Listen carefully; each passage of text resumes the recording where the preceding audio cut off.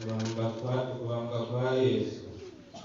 Bakirenga irembo bahura umunyakurene yitwa Simoni.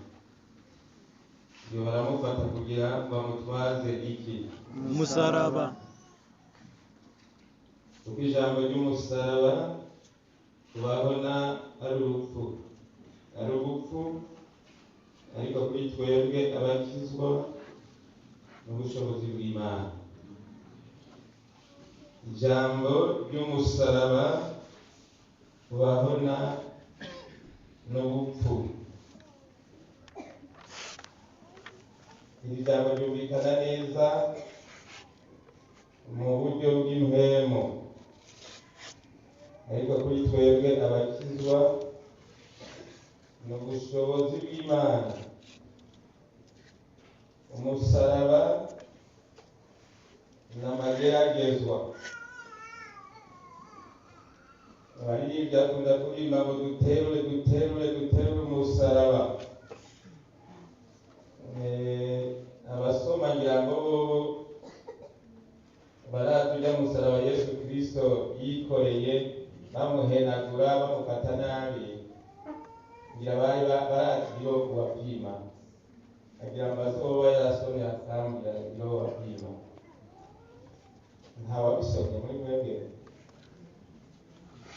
La Bible Thompson, Bible Scofield, c'est que la Bible enseigne n'utundi.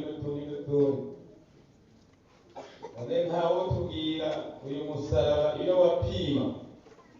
Umusaraba burya n'amageragezwa. None umuntu wese arafise umusaraba, aha naho tugenda, umuntu wese arafise umusaraba agenda yikoreye. Yesu Kristo natwongere inkomezi. Amen. Kuko ijambo ry'umusaraba kubabona ari urupfu. Hari abantu batemera kwikorera umusaraba, batemera, ariko na Yesu Kristo yarawikoreye. Yemera kwikorera umusaraba,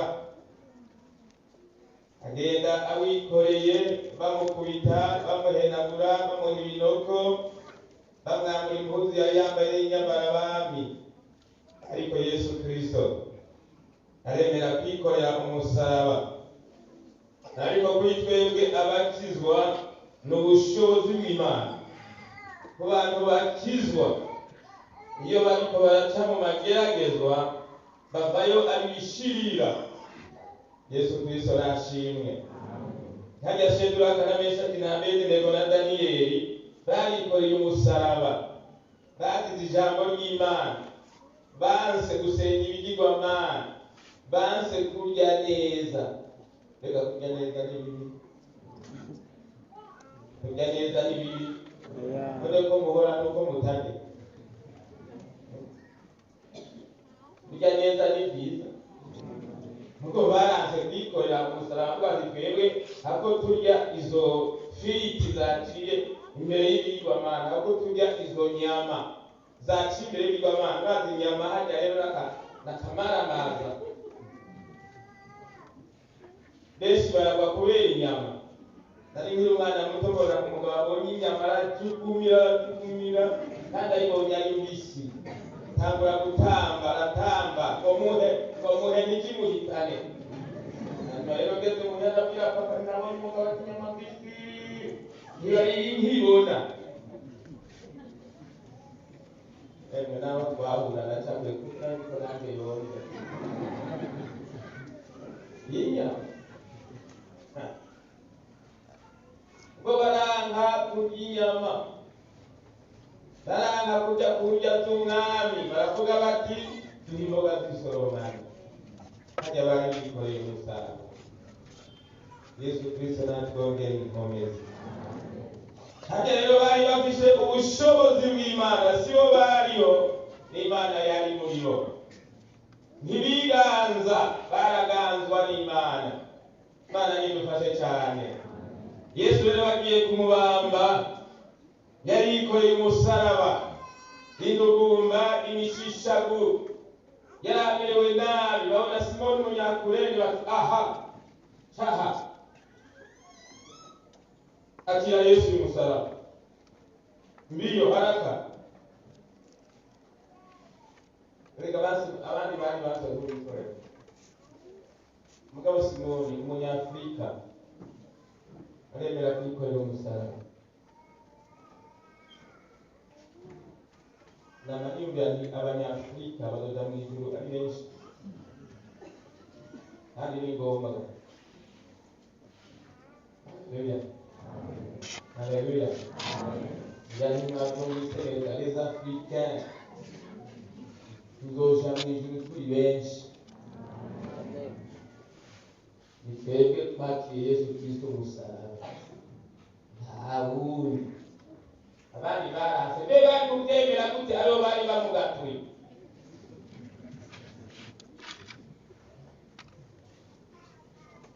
Mana ni bifasha. Rero uyu munsi emere kwikorera umusaraba. Umusaraba navuze ko ari igeragezwa riba ku mukristo bimuzanira ubushobozi. Hanyuma nkaniyumvira kuri Simoni, ngene Simoni yasotereye neza, ngene Simoni yakoze neza, nabikore yari n'inkomezi kuko n'umusaraba yemeye kuwikorera. Abandi bavuze ibitari ibyo batavuga burya nyene ngo bakora ibyo umusaraba yaciye agenda kubanga ngo Yesu yaciye azibukiye. Ibyasibyo n'imigisha kubinyoma. Ni Yesu Kristo yabantu. Haleluya. Tusome ijambo ry'Imana mu gitabo cy'Abaroma ku murongo wa 16. Kuko ubutumwa bwiza butantera isoni, ari ubushobozi bw'Imana buzanira uwizera wese agakiza, uhereye ku Muyuda ukageza ku Mugiriki. Kuko muri bwo ariho kugororoka kuva ku Mana guhishurwa, guheshwa no kwizera kukagwiza ukwizera, nk'uko byanditswe ngo umugororotsi azobeshwaho no kwizera. Kuko ubutumwa bwiza butantera isoni, ari ubushobozi bw'Imana buzanira uwizera wese iki? Agakiza.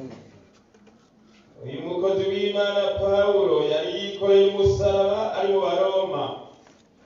Arababwira ngo kubabwira ubutumwa bwiza rero ntibintera isoni.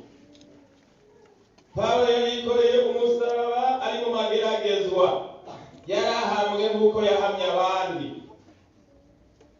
yarakubiswe nk'uko yakubise abandi, ariko Yesu Kristo yamubonamo ikintu cy'igiciro, amukura mu byaha amushikana ku gakiza, nawe acarikorera umusaraba nk'abandi. Ageze mu Baroma rero aravuga ngo kubabwira ubutumwa bwiza ntibintera isoni, kuko ari ubushobozi bw'Imana buzanira uwizera wese agakiza. Haleluya. Amen. Iyo umuntu amaze kwikorera umusaraba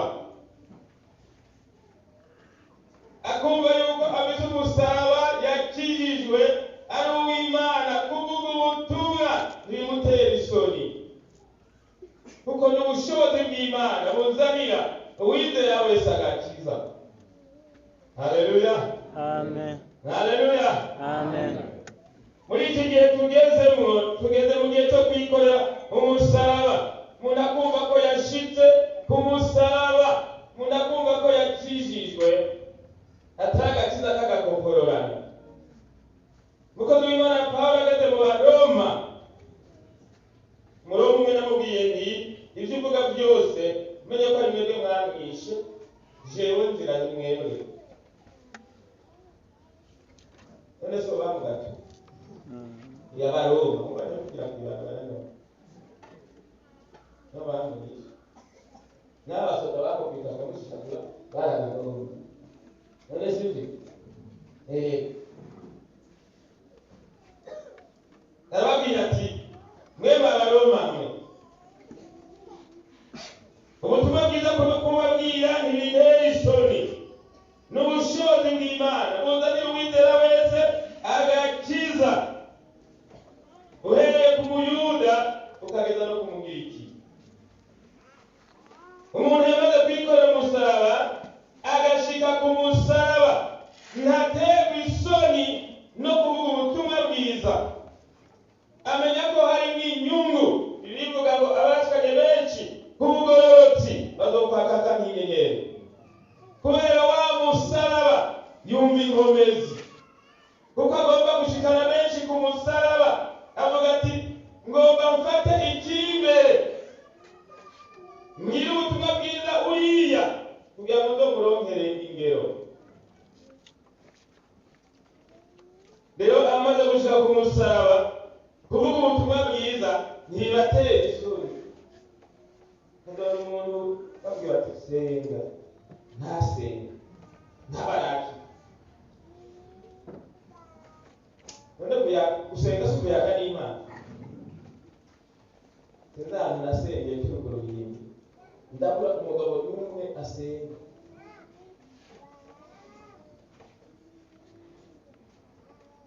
Mnabana yavuze ngo midabe natuba ngo midabe natuba.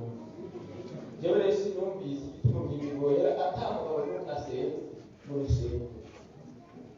Tuvuga mu gihugu tuvuga ati hatangwe gusenga umugabo, hakurikire umudamu, hakurikire umusore, haherukire inkumi.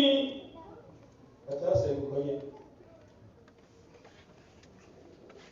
Amerika yose arahera atamugabo asenga. N'abagabo ate batangiye kuremwa bitunaniye gusenga. Yesu we gusenga kwandika indongozi, gusenga make kuko n'ubundi tugakwirwa. Ariko unaniwe no gusenga, agakiza kikaba karaza nturashika ku musaraba. Oya, Mana nidufashe cyane. Ndakumbura ubimenyere, hazogera igihe wikorera umusaraba. Yesu nashimwe. Kuko ubutumwa bwiza butantera isoni ari ubushobozi bw'Imana buzanira uwizera wese agakiza, uhereye ku muyuda ukageza ku mugiriki. Kuko muri bo ariho ukugororoka kuva ku Mana wishurwa, guheshwa ukwizera kukagwiza ukwizera. Nk'uko handitswe ngo umugororotsi azobeshwaho n'ukwizera. Burya rero ukwizera gukwiye kugwira muri twebwe. Yesu nashimwe. Ubutarara mu 10,000 avuga ati rwose 10,000 ndaba ntumwe. Mugaba yaronse akagomba 50. Cyangwa asenga n'imwe. Rose senga n'imwe, rero atagomba ijana. Agenda kwijana atagomba amajana 3. Kuko ari karebere mu miliyoni. Natwe rero yuko intambo yo gusenga muri byavuze ngo saha nyene hari hahandi ndagomba kuhanshita. Urumva muri aka gakiza umuntu akwiye kugenda atera imbere, kubera iki yamaze gushika ku musaraba. Kandi ijambo ry'Imana rivuze ngo umugororotsi azobeshwaho n'ukwizera. Imana nidufashe cyane. Rero abashe ku musaraba uko bamera ntibatewe isoni no kuvuga ubutumwa bwiza, kuko ari ubushobozi bw'Imana buzanira uwizera wese agakiza. Bitera isoni wamaze kwikorera umusaraba ugashika ku musaraba kuvuga ubutumwa bwiza ntibigutera isoni. Ndabona umwe muri twebwe akunda kuvuga ubutumwa bwiza hageze, hanyuma rero iyo umurabya akuzi agaca kwirengagiza, nawe ugacuhora ukarabahira agatavuga ati Yesu wewe na yamu ntaguha si byaya yamu abarika koja kutarashika ku musaraba avuga ati nkavuga barangije ninda kwica ko abandi batarabica. Mwehe rero nimuze twikorere umusaraba dushike ku musaraba, ariko abatarashika ku musaraba hari uko bamera. Igitabo kigira kabiri mu gitabo cya Samweli,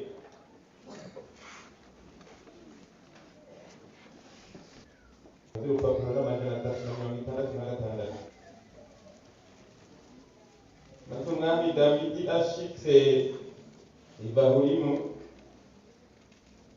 asokoroka umuntu wo mu muryango wa Sawuli yitwa Shimeyi mwene Gera, agenda aramutuka inzira yose, agenda aratera umwami Dawidi amabuye n'abantu biwe bose, kandi abantu bose b'abahizi bose bari bamuhagatiye iburyo n'ibumoso. Uko niko Shimeyi yagenda aramutuka ati, genda urakagenda wamwicanyiwe wamugeserawe, Uhoraho agusubije ku mutwe amaraso yose y'ab'inzu ya Sawuli, uwo wishize mu gishingo ciwe ukiyimika. None Uhoraho agabuye Abusalomu umuhungu wawe, agabiye Abusalomu umuhungu wawe ubwo bwami. Awa ubuyobe bwawe buragukoze kuko uri umwicanyi. Maze Abishayi umwana wa Seruwiya abaza umwami ati, ariko niki gituma tureka uwo muvyimbwa w'imbwa akagenda aragutukaga mwami wanje nyene ingoma, hinge njabuke ndamuce izosi? Umwami aramwishura ati, dusangiye ikiga yemwe bana ba Seruwiya, niyaba antutse Uhoraho ari we yamubariye ati, tuka Dawidi, hari uwo ushobora kumubuza? Ati, ibyo ubitewe n'iki? Mbere Dawidi abarira Abishayi n'abantu biwe bose ati, k'umwana wanje nikuye mu nda arondera agatwe kanje, mbega uriya mu Benyamini we ntarushiriza? Nuko mureke anduke, kuko Uhoraho ari we yamubariye. Kumbure Uhoraho azoraba ayo mbonye, ampe ibyiza mu gicingo c'iyo mivumo mvumwe uyu munsi. Nuko Dawidi n'abantu biwe bakomeza inzira. Shimeyi nawe agenda akikamanye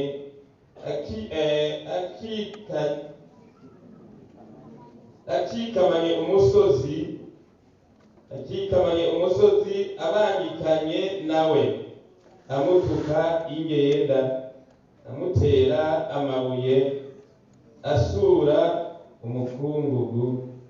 Imana nidufashe cyane. Abatarashika ku musaraba uko bamera. Uyu mugabo Shimeyi ntiyari bwashike ku musaraba. Yesu Kristo natwongere impuhwe. Amen. Uyu mugabo Shimeyi ntiyari bwashike ku musaraba. Uyu Shimeyi mwene Gera agenda atuka umwami inzira yose. Umuntu atarashika ku musaraba aratukana, ntuzobone ngo ni bishasha, aragutukanye akakwambika ibara akakwenda ko n'umuheto. Kubera iki? ntarashika ku musaraba, ntaramenya ko gutukana ari bibi, ahubwo Satani azoba ahagaze muri we akurondera, yitiza umunwa wiwe agutuke. None mwarakabayeho mwarabonye umuntu atuka umwami, kandi kiriya gihe umwami yaratsinze. Umwami Dawidi Imana yitoreye imukuye kuragira intama, nagambye kuri Dawidi gatoya. Imana yitoreye imukuye mu ntama. Dawidi yari yarwanya intambara, aranesha, arwana n'ibikoko, intambwe, idubu, ingwe, udukoko twose tw'amanyama yaradutabagura. Ndibaza gutabura Shimei ibyari byose. Dawidi yari yarakubise hasi Goliyati, umugabo apima hafi metero 3. Ndugu nawe uri muremure n'amabana Goliyati. Ndugu metero 3. Imwe na 95 muremure basi. Mugabo Goliyati hafi 3. Ubatari muremure. Utapata imwe na 10 agatashira. Yotakura kule matanga. Mugabo tawubira mugati. Yesu nashimye. Kubera ko yari muhere mu Shimei. Kubera Shimei atari bwashike ku musaraba, ntacyo yibanga. Oya. Nani jambo nimwekezo agenda agatera umwami Dawidi amabuye n'abantu biwe bose. Kandi abantu bose b'abahizi bose bari bamu hagatiye iburyo n'ibumoso. Uko niko Shimei yagenda aramutuka. Ati genda akagenda wamwicanyiwe, wamugesera we. Urumva Dawidi kandi akarengana abona ari hagati y'ingabo zidasanzwe. Mugakagenda aramutuka, wamwicanyiwe, wamugesera we. Agenda atera amabuye, atera amabuye. Mugumwe bikamubabaza. Hana uri mureka kubabara. Kubera ibyo mugari atera amabuye umwami wacu. Niba unavuze Yesu nabi urumva gusangashwa, ukababara, bikakubuza amahoro. Uyu mugabo nawe ariko aratukana, ntadatuka. Bibiliya iravuga ngo tubahe abaganza, ngo wewe ntiyabikora. Mbiza abantu batarashaka kumusaba bagene bibagora. Mu gukora icyaha ntatinya, yifata uko agomba. Ni Satani azamusunika avuga ngo kora, bandanya. Kuko Satani ni umwansi mubi, ni umwicanyi, ni umugarariji, kandi akoresha abantu. Hadi umuntu akoze ikintu ndaravuga mu uratura Satani yamwinyegejemo. Hano kubona ngo umuntu rero Shimei agenda aratuka umwami, amwita umwicanyi, amwita umugesera. Atavuga ngo uhoraho agusubize ku mutwe amaraso yose y'ab'inzu ya Sawuli, uwo wishize mu gishingo ciwe uciyimika. None uhoraho agabiye Abusalomu umuhungu wawe ubwo bwami. Mbega hajya Dawidi yariyimitse.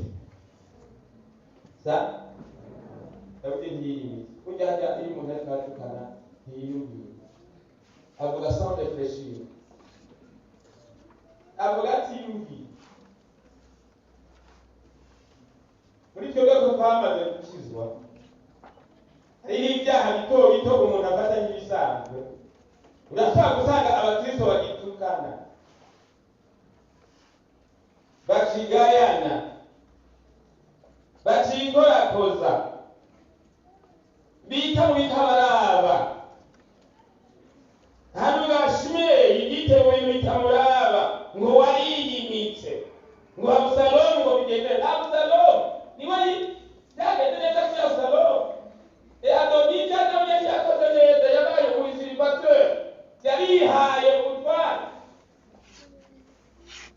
batarashira simba kuvuga amajambo atariyo. Eba abantu batarashika ku musaraba batarikorera umusaraba iyo bavuze bavuga nabi. Nta kintu rero bibakora. Ararahira dukurahira.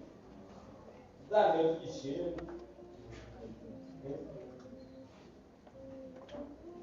Akarahira. Ibyo twari kumuronga abantu bose.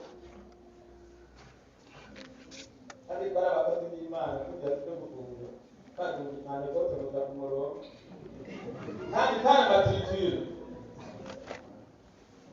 birimo tugoradutse barari. Uyu muntu ninde aboneka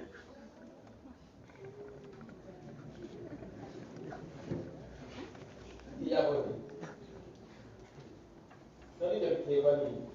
Umuntu utarashika ku musaraba na mpemu yera ntagiye. Nta muntu yobowe na mpemu yera atukana arobamubi, ahubwo arahezagira avugirizwa iby'ijuru. Mpemu yera yabira ku byo mw'ijuru akabimuzanira. Uwo ni urogorwa na mpemu yera. Imana nidufashe cyane.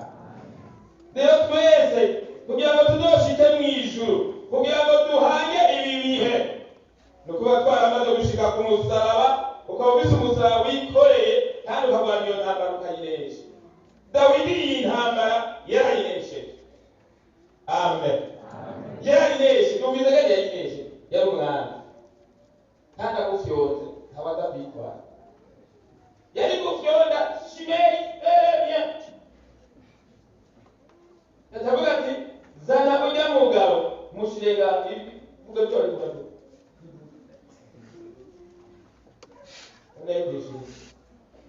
Bibivuga ngo twitomeye cyane.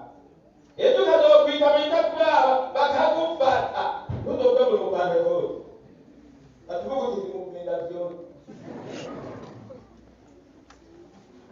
Ndabyakunani. Yivuga ngo igiti tubihera bisi kwezi wacu ni mw'ijuru. None yamuhamagara mugabo kuko yashyize ku musaraba. Ujya mugabo yavuze ati uyu mugabo ujya mu byimba w'imbwa agenda aragutuka. Kamwami wanje nye n'ingoma hinge njabuke ndamushizose. Urumva ngo yari yashapu. Yavuga umugabo nkawe ngo ujya mu byimba w'intozo. Ntuma ndamuzane ndamushire ngaha ibyiwe bihe dore kubichokora aguchokore tugufikisha. Ndavuga Dawidi yari yaramenyereye yari hanganye na sebuko nende yamwihanganye kandi Dawidi yari mageragezwa yamenyereye haja uhigwa na sokwe yeye nyumba ndio mwingira sokwe na mwingira ndoga nuko out kiri wanyu hanyuma tuzobiringaniza mu nyuma utazwazokonya kuko kwanza kandi unaikude hivyo nami na kuenda tapani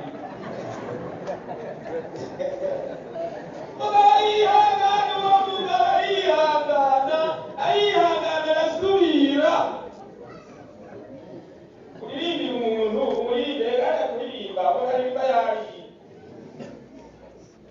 aririmba yariye umuntu aririmba hari utwo yafashe akaririmba akamuririmbira wamara akanya gatayori tumu akarimo nawe akabisukira none abisukira nta kindi avuze we ntiwoha kumusimbira erega hajya Dawidi yari yikoreye umusaraba kandi yaravuze gushika ku musaraba. Bivuga ngo tubagahore.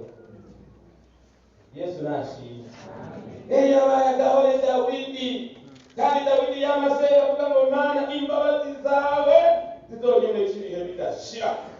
Kandi Dawidi yari umuntu aca bugufi amaze kwagizwa wa muntu yica na wa mugore yasambanya yaciye aca bugufi kurangira imbabazi.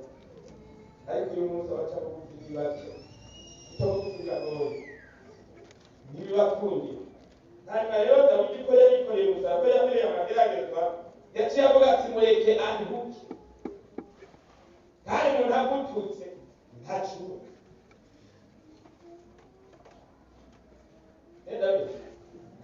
ubundi mubyeyi yabwiye abana biwe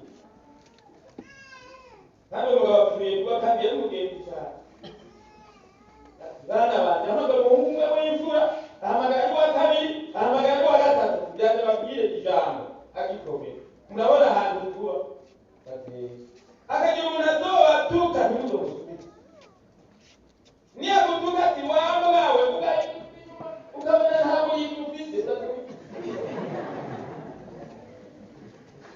no kumuhanga abana batatu afite neza yaduhanuye neza ukazobona umuntu atukana nk'abarani umupagani arabatukana bagatuka abana babo ikiso hasi muri igihe wamwemera none bafise abana ibitwi ibiki ariko ageze ngaha abana senga iyo abana rero wabiyatukana muri mukirisu babana bakabona bakugo uwo muntu uri mukirisu aho yadukiye reka umwana asa na sesibiri naho yoga umuntu wose uri none ntabwo gafuru basa na zatanara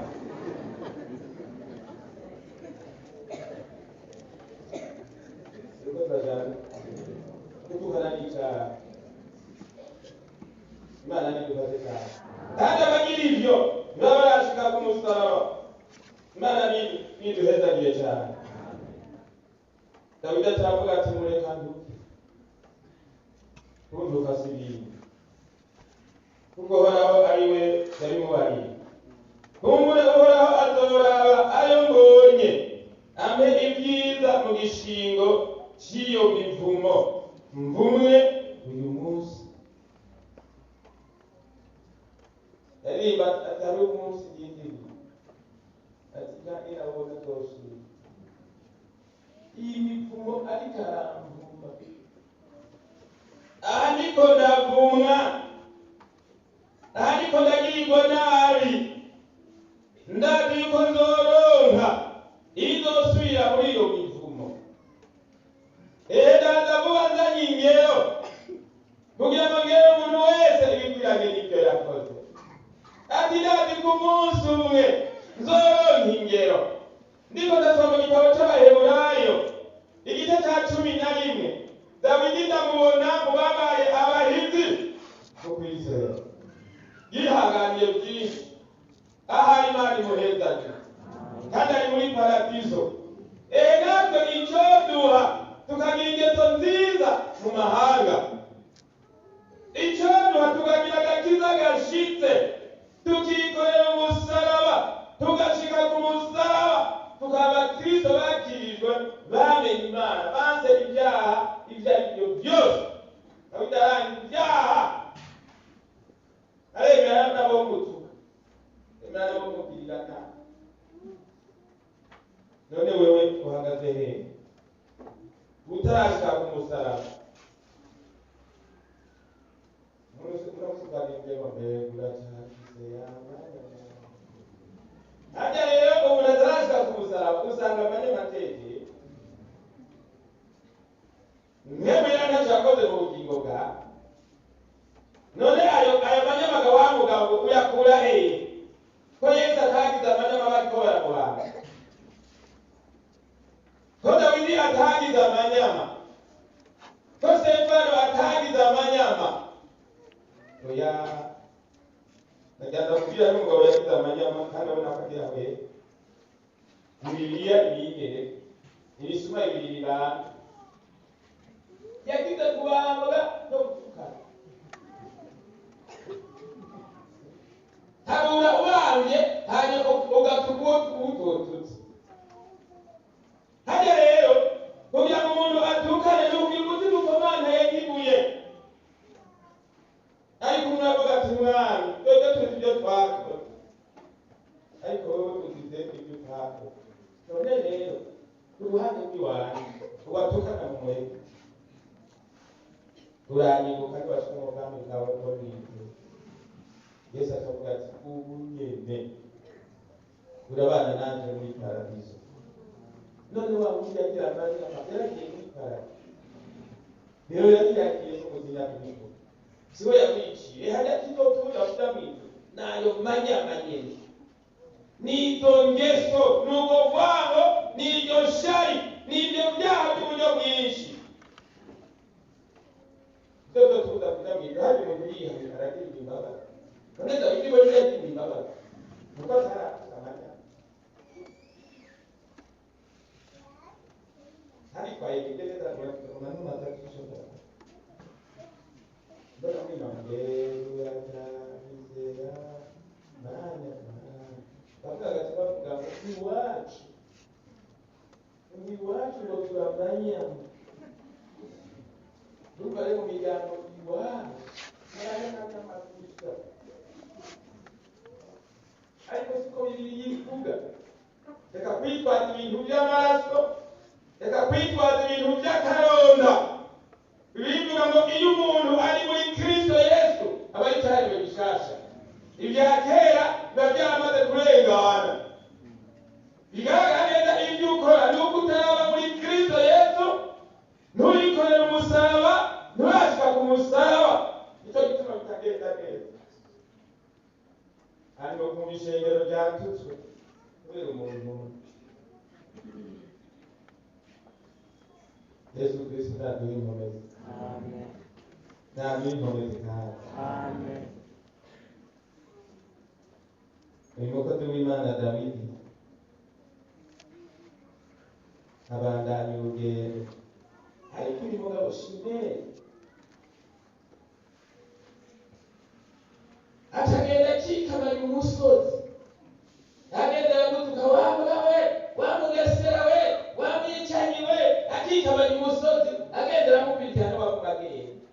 Kandi umuntu ajya wikoreye urupfu arumva, wikoreye ibihunda arumva, ihunda muravuga byo muci, wikoreye ibihunda arumva, mugabo wikoreye urupfu ntiyumva.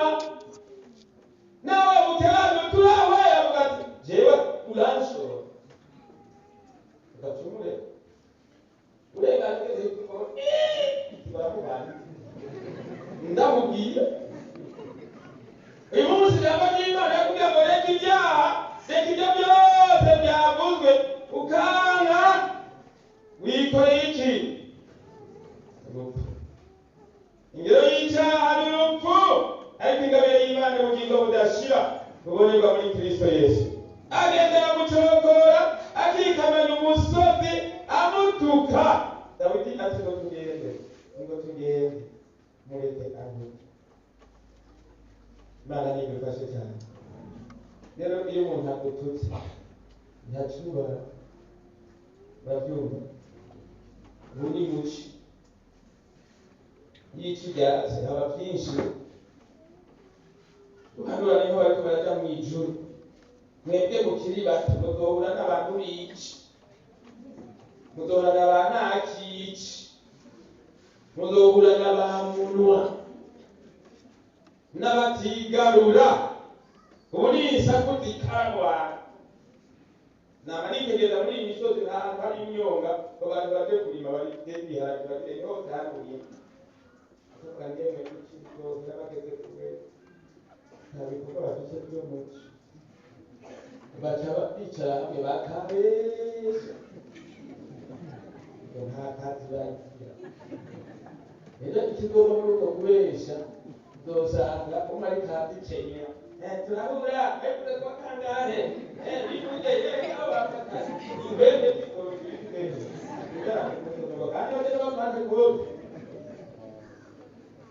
Imana nidufashe cyane. Dawidi ntiyatukanye kuko yarakijijwe, yari yarikoreye umusaraba mwinshi, bigaragara byari ikintu kuri mu isi, ibyo tegereza kubibamo. Ariko yivuga ngo hahirwa umuntu yihanganira imugerageza, niyarama yohabwa igiciro cy'ubugingo cy'Imana yasezeraniye abayituye. turangiza muri igitabo cy'ikete cya mbere Pawulo yandikiye Abikorino, hanyuma duce turangiza ibice 15 murongo wa 12. Gusoma buhoro buhoro bivuge ko amajambo make, hanyuma duce turangiza. Kuzuka kw'abapfuye. Ariko ko Kristo avuga ko yazutse mu bapfuye, bamwe muri mwebwe bavuga bate yuko atawuzuka? Asanga atawuzuka na Kristo ntarakazuka, kandi asanga Kristo atazutse, ibyo twigisha n'iby'ubusa, ukwizera kwacu ni ukubusa. Natwe twoba tubonetse ko turabakingira Imana intahe y'ikinyoma, kuko twayishingiye intahe yuko yazuye Kristo uwo itazuye. Namba atabapfuye barazuka, namba bapfuye batazuka, asanga bapfuye batazuka na Kristo ntarakazuka. Ariko asanga Kristo atazutse, ukwizera kwanyu n'ukubusa, muracari mu byaha byanyu. Kandi asanga bimeze bityo, n'abasinziriye muri Kristo barayongeye. Asanga muri ubu bugingo bwonyene ariho twizigirira Kristo turusha abandi bantu bose kuba abagowe. Ariko noneho Kristo yarazutse mu bapfuye, niwe yashurije abasinziriye, kuko nk'uko urupfu rwazanywe n'umuntu no kuzuka kw'abapfuye bazanywe n'umuntu, nk'uko Adamu yandukije bose gupfa, niko na Kristo bose, niko muri Kristo bose bazohinduka bazima. Imana n'intabishura. Amen. Mbega mwomenya Yesu Kristo yarazutse? Yarazutse? Azogaruka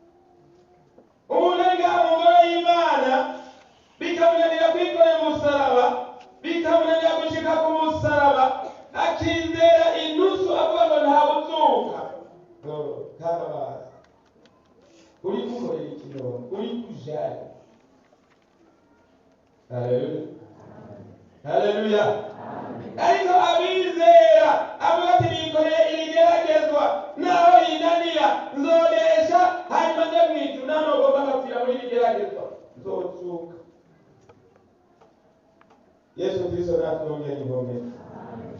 Ariko noneho hari ijambo ry'Imana rirerekana. Ariko noneho Kristo yarazutse. Yazuka mu bapfuye. Niwe yashurije abasinziriye. Niwe yatanguye kuzuka. Yarazutse, abapfiriye muri we baca barakurikira. Abari muri icyo gisagara babona turabone nanaka twabonye twamubonye, nanaka twamubonye, nanaka twamubonye, nanaka twamubonye. Ariko Yesu niwe yatwara. Yesu yabyutse. Emera wikorere uwo musaraba. Ngo wange ibintu bizokubuza kuzuka, bizokubuza gusanganira umwami. Urupfu rwazanywe n'umuntu, rwazanywe na Adamu. Urupfu kuko umuntu yaremewe gupfa, umuntu yaremewe kwitongo ngo arye neza, abeho neza, agirete rwose. Atangarira azokumye ajya bijya byanga byose, kandi atazohwera agere mu bantu b'ishyari, kuwambere w'Isatani. Kuko umuntu w'ishyari ni igikoresho cya Satani. Ati nanjye ngerageze ndabahende ntibazopfe. Hadi Imana iremye umuntu yamuremye kugira ngo azorye, abeho neza, ashima Imana, adasimba, akanga agakanga, yigenda agendera iminsi yose anezerewe, atakwigura bamugasubira kositimu, kwigura bamugasubira ingutano, nta gitenge ngira. Ibyo byaje kubera iki? Satani. Kwigura ruswa n'ibihugu, ruswa n'ibyo urya, ruswa no kubaho kwawe, kubera Satani. Arabyitegereza acatwanduza urupfu. Ariko Yesu nawe acaraza aduha ubugingo budashira. Haleluya! Aduha ubugingo budashira. Urupfu rwazanywe n'umuntu, Yesu Kristo nawe yazanye ubugingo budashira. None ubwo warashitse ku musaraba, wiyumviriye ukiyumviriza wowe nyine ubwawe, nta kindi cyakuzanye mu rusengero. Ibivuga ngo twese twisuzwa mbega ntitwiyizi. None wumva warashitse ku musaraba, nta sharo bigize, nta mwene so ubona ukamuraba nabi, kumva inzigo, ukumva ishyari, ukumva kumwinyiza, namubonye guca burira, muri izuba neza aratumena amaso. Aho nta kantu k'akana azi kagisigaye. Mbega ntawe umeze nk'uyu muntu yagenda atuka umwami n'ingenda. Mbega nta byaha byakunaniye guheba. N'aya majambo y'Imana, ariko amaraso ya Yesu Kristo aracuhagira icyaha icyo ari cyo cyose. Ni iri jambo ry'Imana aryumvise Yesu Kristo n'abaneza be. Mbega ubwo waramaze gushika ku musaraba? Mbega ugakorera umusaraba neza, ntizogerageza kuraganisha cyangwa igakunesha. Naguhaye ikaze. Neshe nk'uko Dawidi yanesheje. Uneshe nk'uko Yesu Kristo yanesheje. Uneshe nk'uko Stefano yanesheje. Stefano bamuteye amabuye, aranesha, aravuga ngo Mana abo bose ubagirira imbabazi ko batazi icyo bakora. Kubera ibihe twoneshwa, ariko hari hageze ko umukristo ahagarara akanesha. Aha ni rero turi ku munzani. Umva warashitse ku musaraba, ibyo geragezwa wikoreye rirakunesha cyane urarinesha. Ariko uyu mwanya wibwire ku mwami wawe Yesu Kristo, uti ndaneshwa none numva inkomezi, ndaneshwa nungirire imbabazi.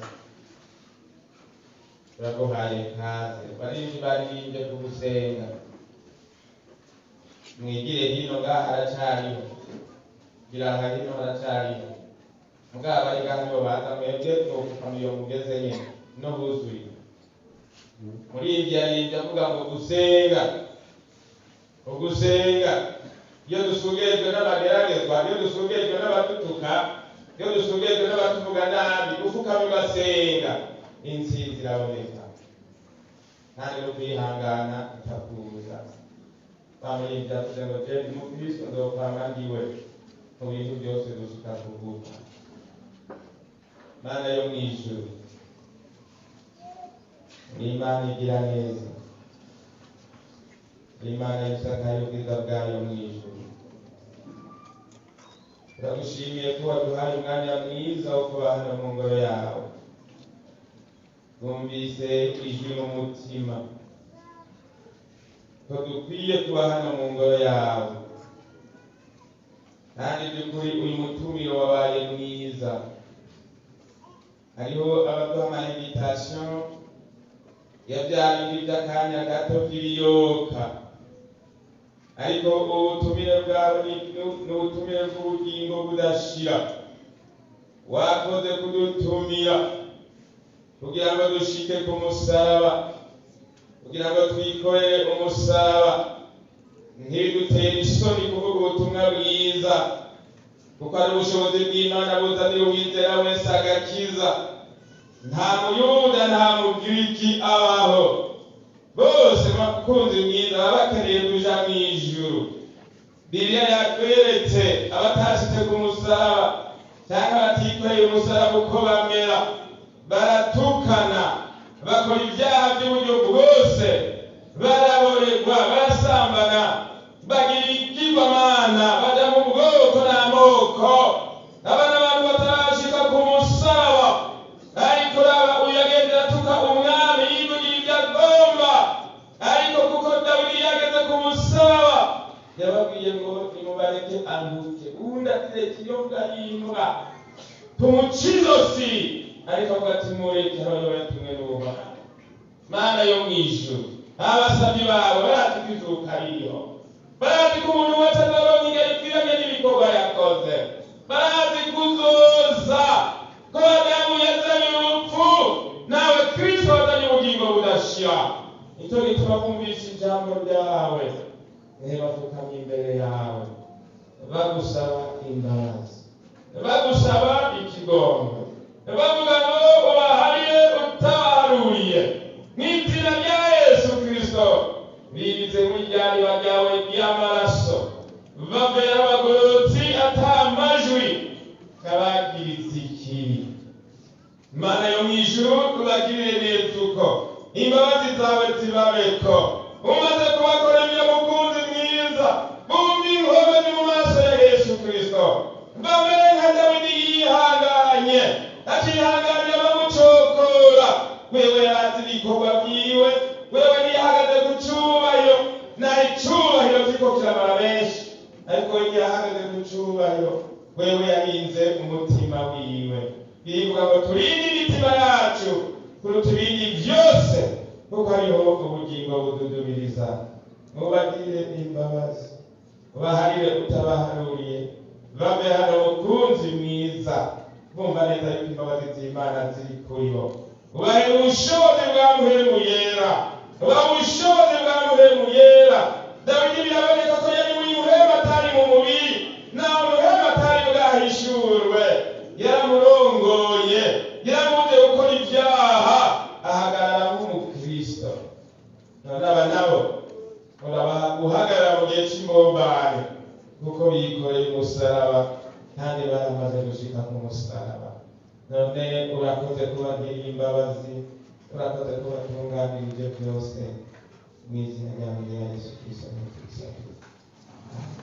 Mugiranye urwaye ahanduka ahantu, urwaye nawe urwaye wari wakamye ushobora, n'uri mw'ishengero ace ahaguruka, n'ufise umutwaro nawe ace ahaguruka, ahaguruke bamusengere, uhaguruke mu kwizera. Imana ni nyembabazi kandi ikora ibitangaza. Dusabe François mutoya aze asenga Imana kandi abanduke. Aze mwarimu François mutoya. Gushimiye Mana yacu nziza, bera kandi uragororotse. Ijambo ryawe ni inkota, kandi ijambo ryawe ni icirore, batari bake bamaze kubohoka. None aba bagize ukwizera babohotse, Mana turabasengeye muri izi ndwara, muri ibi bibazo, wavuze ngo indani mwikoreze ingata yanjye umutwaro wanjye urabahutse. None dusengeye aba bantu bose bagize ukwizera, Mana nubatabare, Mana nubagirire neza, Mana wazinduwe no kugira neza abantu. Subira kandi n'abantu bibuke, Mana ubatabare. Ukuboko kwawe si kugufi, jisho ryawe rirabona, ugutwi kwawe kurumva, nunaniwe kumenya ikibazo cy'umuntu n'umwe. Aba bantu bose urabazi, ko Dawudi yavuze ngo menyera kuri ivyiyumviro by'umuntu. None nubatabare, turabasengeye muri izi ndwara zinaki, indwara z'ibisata.